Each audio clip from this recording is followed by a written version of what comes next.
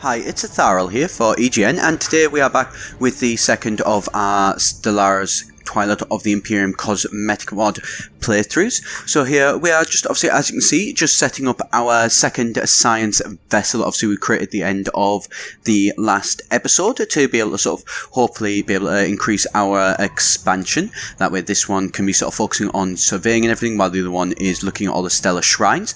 I have had a bit of look into the Stella Shrines as well since the last episode, and obviously I've noticed that there is quite a few of them. Obviously it does seem to be, I will just mention, an actual bug in this game, which is basically what it is doing is the actual Stella Shrine sort of event trigger doesn't seem to always stop as often as it probably should, which is causing people to have hundreds of these in systems and things like that. I did think it was quite strange that I had so many as I did, but then I've seen other screen captures of ones where the bug has sort of taken place, and there is more than a few of them. You basically can't see anything for all of the Stella Shrines, so it makes me feel a little bit better, although I wonder whether it is a case whether these are ones that were actually intended, the amount of them, or whether that is just something that's happened sort of by accident almost, and they're going to tone that down in a later game. But obviously we'll see how that obviously goes at a later date. So here we are obviously expanding. We have managed to pretty much survey all of the actual sort of Tau Empire, obviously, even though the borders, they are sort of steadily expanding and things like that. We will eventually have to look at expanding into later different areas and things like that, and probably exploring beyond our borders soon to try and get a bit more of an idea of exactly where it is that we are needing to go and things like that. Obviously we are still here. We can, as you can see, we've encountered a problem that unfortunately we have actually basically been neglecting our military in the early stages. Is something I tend to do, which has then caused the problem that basically there has been some pirate raiders who came along, and they are going to basically start to destroy some of our mining stations, which is not a great situation by any way, shape or form. So we are going to have to look at building up our military presence and ensuring that basically if they do want to try and attack us, they are going to have to learn to, well, they're going to regret that, shall we say.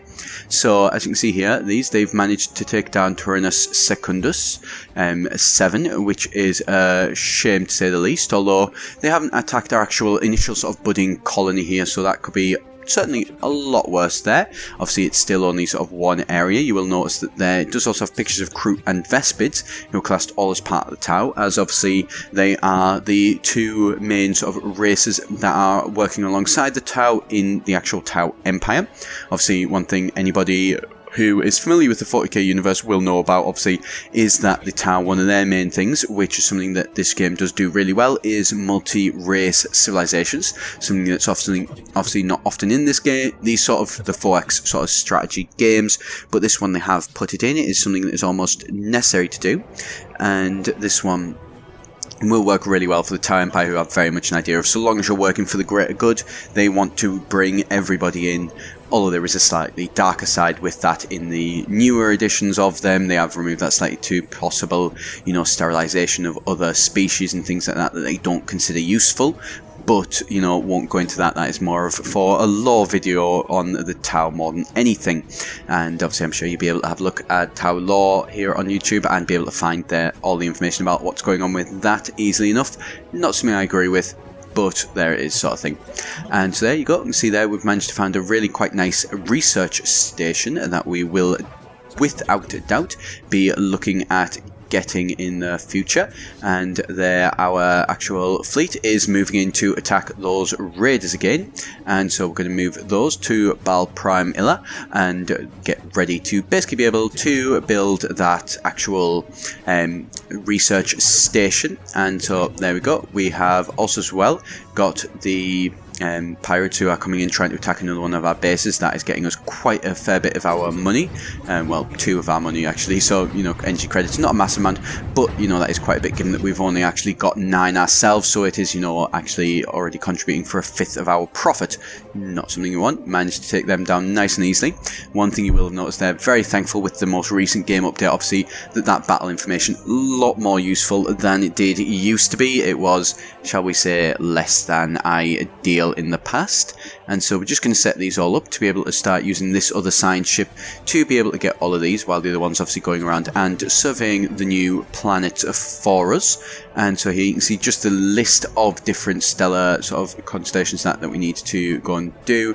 There is, you know, the Stella Shrines that we need to research and everything, more than a little bit of them. And so here we are going to get Galactic Ambition, expand our border range, intention being that it's safe to say that this Tau Empire is very, very motivated on expanding and things like that. So they are going to have a look at trying to be able to get some more lands in, minimize the systems, obviously, until we do start to do the whole sector sort of mechanics and things like that. But obviously we will cover all those mechanics when we do actually get to them in sort of the mid-game sort of phase for this.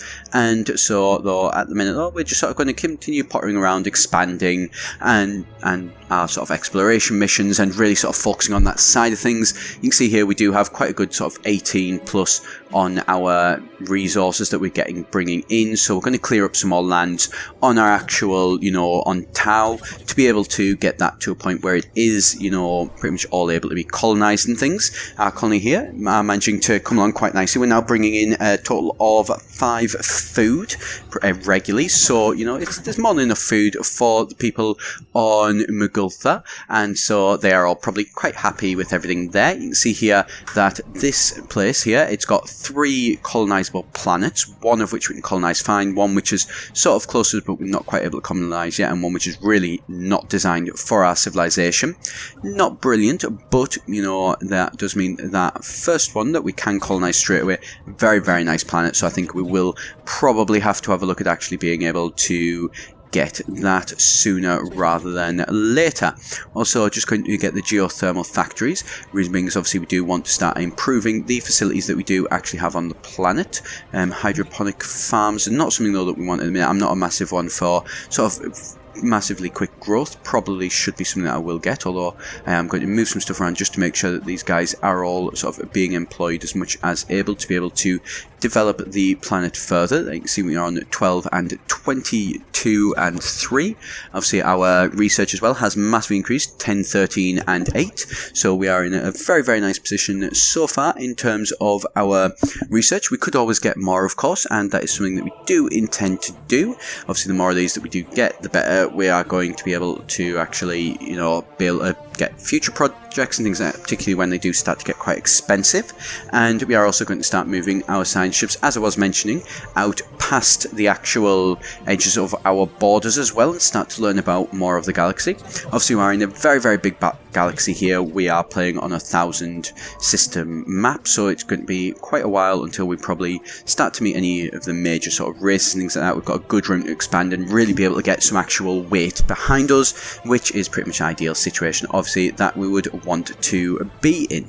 And so here we're just obviously, let's say, just getting all of these, steadily moving them out, and then moving in to actually continue doing these. It does seem like as we are going into new sort of solar systems and other systems, that event for the Stella Shrines does seem to still be firing, so it's something we are going to need to make sure that we do go back there. And here you can see that there is actually an option, one thing that will be very useful when you do have plenty of money or minerals and that are coming in, that you can actually set it up so that you can just build all the sort of mineral, the mining stations, all the research stations all in place from the actual solar system map, make things a lot better when obviously you do have the money to be able to get those. We are continuing as well to clear out more land, as we've got sort of another 3 blits of land on our capital planet that we will be able to get, and then hopefully we should be able to get those all sorted soon, and then we will actually have all of the actual Tau done.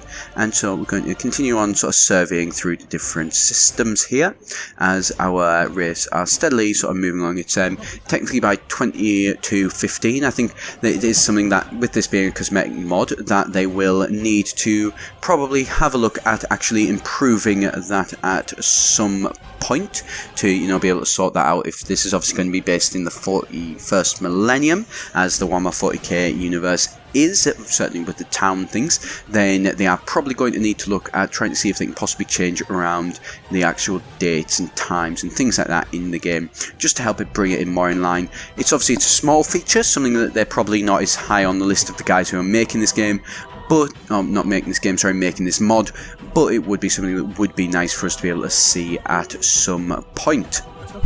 And so obviously this mod, you know, it's really trying to bring in a lot of things.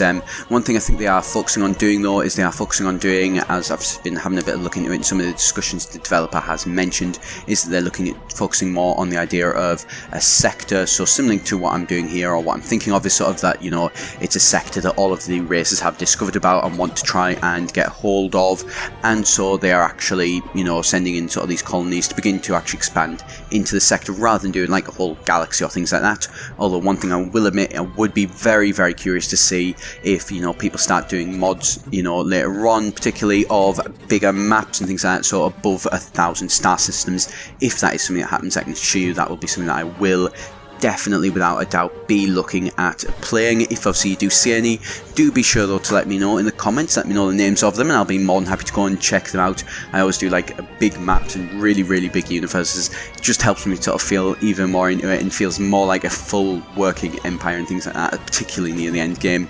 And it does extend the life of the playthrough as well. I am very much a fan of, you know, longer playthroughs, things taking a little bit longer and everything like that. It just, I don't know why, it just makes it seem more realistic to me rather than something being too fast paced and things like that. Even though obviously I say that, but obviously in this game I have actually, you know, sped up the time and things like that for yourselves. I'm well aware that sitting and watching somebody take 4 hours to do something which in a normal game might take an hour, you know, is not exactly what most people would consider fun. And so that's obviously the reason why I do speed these videos up for you. And so there you go. See, we have now started on building our colony ship on Tau, the spaceport that we obviously have, to be able to look at expanding here into the Macron 5 system.